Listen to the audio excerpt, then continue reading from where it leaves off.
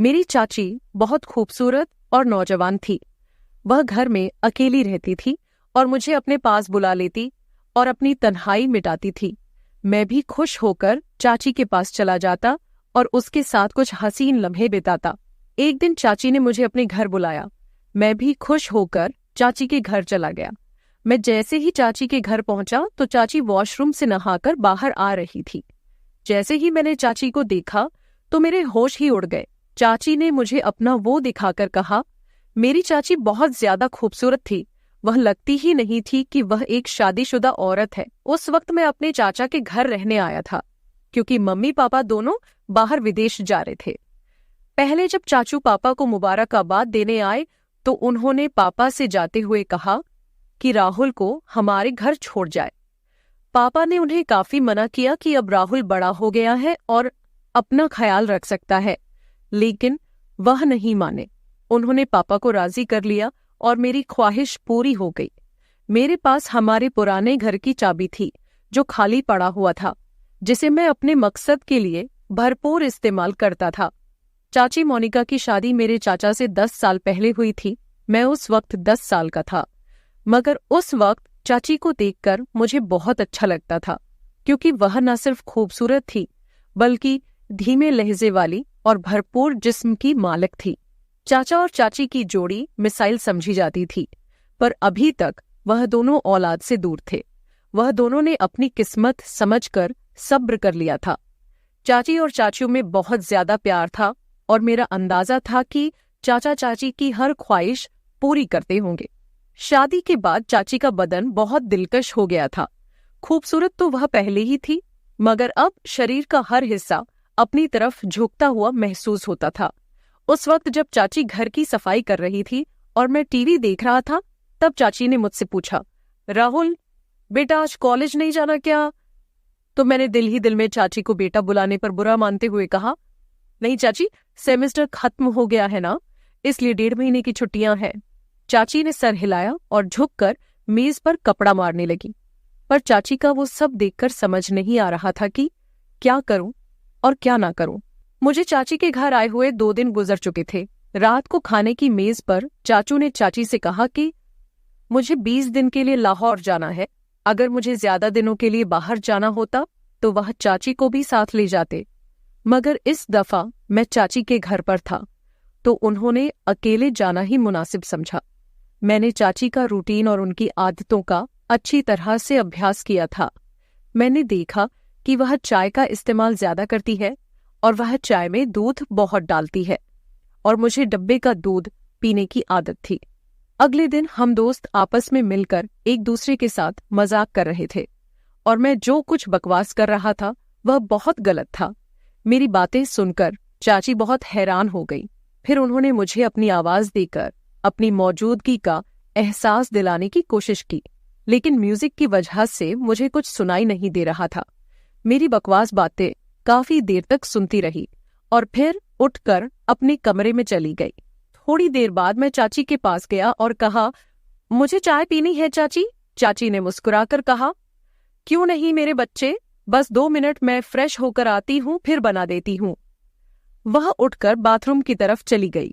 मैं गैलरी में आकर बैठ गया और सामने लॉन और फूलों को देखने लगा। एक फूल मुझे पसंद आ गया। मैंने उसे करीब जाकर देखा और फिर उसे तोड़ लिया। चाची मुझे आवाज दे रही थी। मैंने जवाब दिया, मैं बाहर हूं। तो वह हाथ में ट्रे लेकर बाहर आई जिसमें 2 कप चाय थी। उन्होंने एक कप मुझे पकड़ाया और दूसरा खुद उठकर मेज पर रख दिया। मैंने वह फूल जो हाथ में पड़ा हुआ था चाची की तरफ बढ़ा दिया। चाची ने मुस्कुराकर फूल मेरे हाथ से ले लिया और कहा, शुक्रिया मेरे बच्चे। मेरे सारे अरमानों पर पानी पड़ गया था। मैंने चाची की तरफ देखा और कहा, चाची बोर नहीं होती आप सारा दिन घर में रह रहकर? मैं तो बोर हो गया हूं, हम कहीं बाहर घूमने चलते हैं। चाची ने कहा, नहीं समीर, मैं तो तुम्हारे चाचा के साथ हर जगह जाती हूँ, लेकिन मैं उनके बगैर कहीं नहीं जाती। मैं खामोश होकर चाय पीने लगा। रात के खाने के बाद मैंने एक मूवी लगाई और बैठकर देखने लगा। चाची भी मेरे पास आकर बैठ गई और मूवी देखने लगी। चाची ने जब देखा कि यह वही बकवास हो रही है जो मैं दोपहर को गेम खेलते वक्त कर रहा था, तो उन्होंने कहा, अच्छा तो ये सारी बकवास बातें तुमने यहाँ से सीखी है। वह बोली, बेटा ये तो बहुत गलत बात है, तुम बहुत ही गलत भाषा इस्तेमाल करते हो। शर्म से मेरे पसीने छूट गए। चाची ने फिर से कहा कि मैं तुम्हारे पापा से बात करूंगी कि तुम पर नजर रखे, तुम हाथ से निकलते जा रहे हो।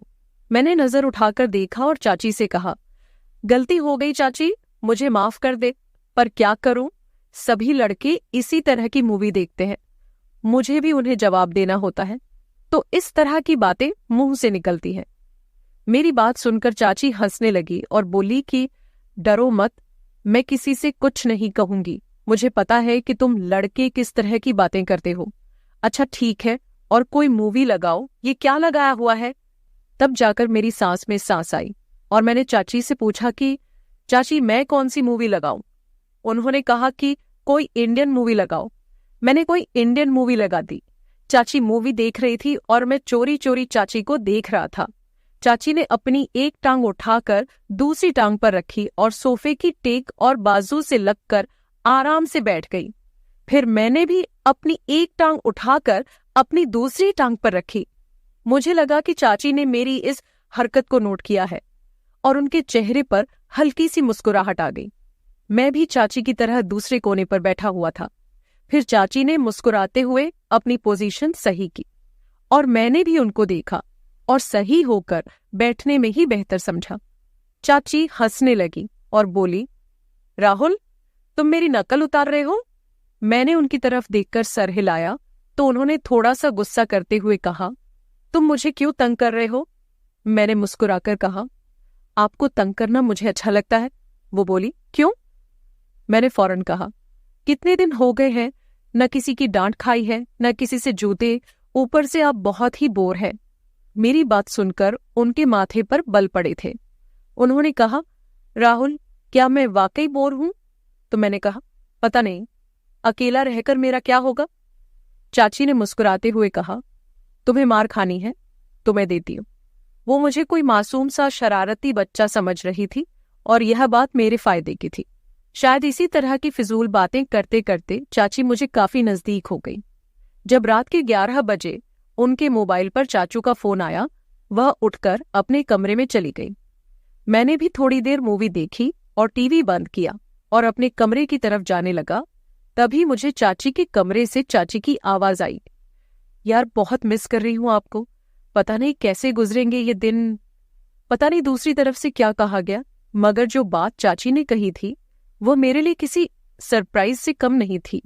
सुबह मैं जल्दी उठा और फ्रेश होकर किचन की तरफ गया। किचन में कोई नहीं था। मैंने चाची के कमरे की तरफ जाकर देखा तो दरवाजा बंद था, यानी चाची सो रही थी।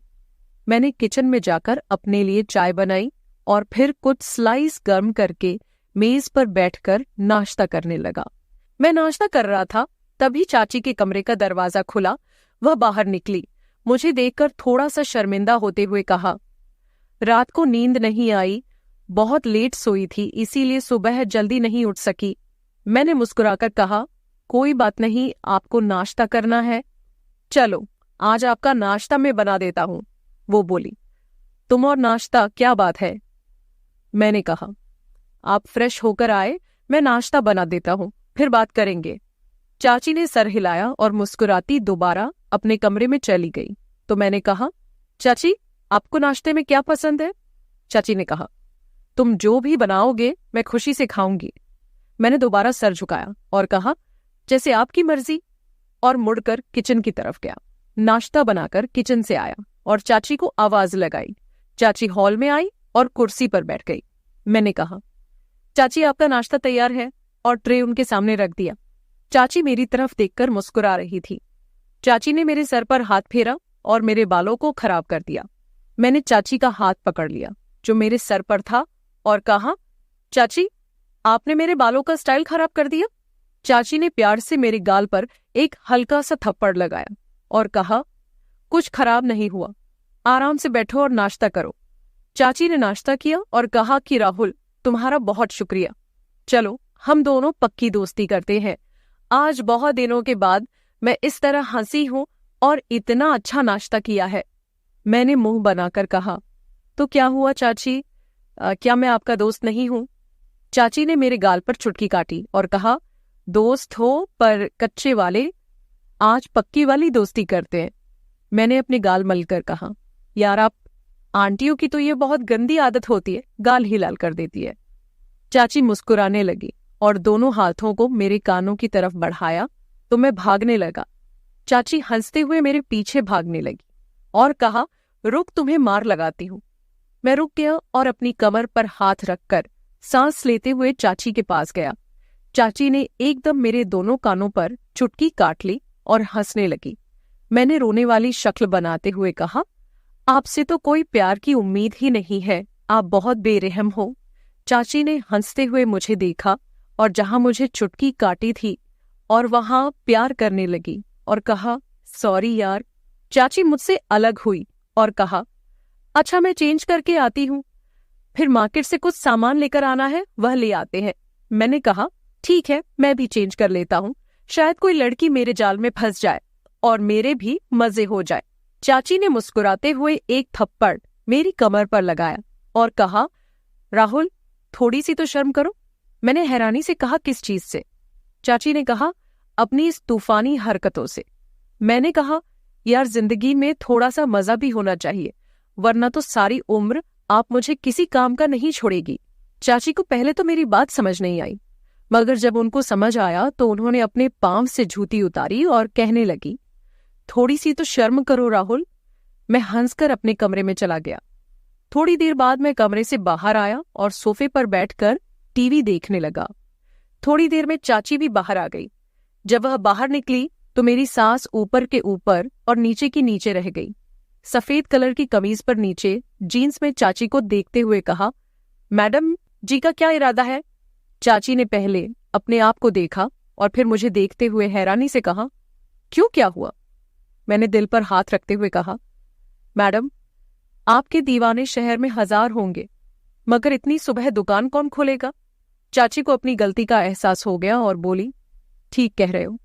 मैंने कहा, मैडम जब आप बाहर निकलती होगी तो लोग आपको ही देखते होंगे। चाची ने मुस्कुराते हुए कहा, राहुल थोड़ी सी शर्म कर, मैं तेरी चाची हूं। मैंने भी सर झुकाकर कहा, ठीक है चाची। तो वह हंसने लगी और मेरे पास बैठते हुए कहा, बाज नहीं आओगे फ्लर्ट करने से।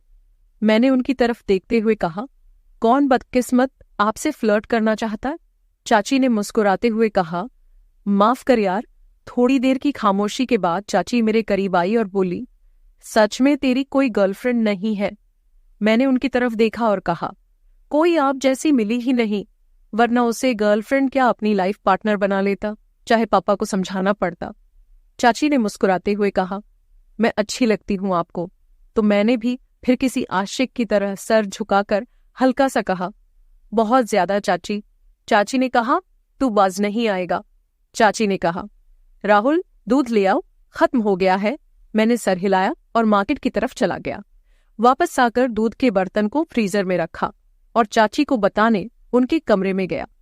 पर सामने जो मंजर था वह पागल कर देने के लिए काफी था। चाची शायद नहाकर निकली थी और यह वक्त मुझ पर कहर बरसा रहा था और मेरी हालत ऐसी हो गई थी कि टांगों में जान ही ना रही। मैं पलटने ही वाला था कि चाची ने आवाज देकर पूछा, ले आए हो दूध? मेरे हलक से तो जैसे आवाज ही नहीं निकल रही थी। मैंने सर हिलाया तो चाची आहिस्ता आहिस्ता कदमों से चलती हुई मेरी तरफ आई और मेरे चेहरे के नीचे हाथ रखकर कहा, क्या हुआ राहुल? मैंने चेहरा ऊपर उठाया और उनकी आंखों में देखते हुए कहा, कुछ नहीं चाची। चाची ने मेरी आंखों में देखा और कहा, राहुल सच सच बताओ, मेरा इस तरह तुम्हारे सामने आना अच्छा है क्या?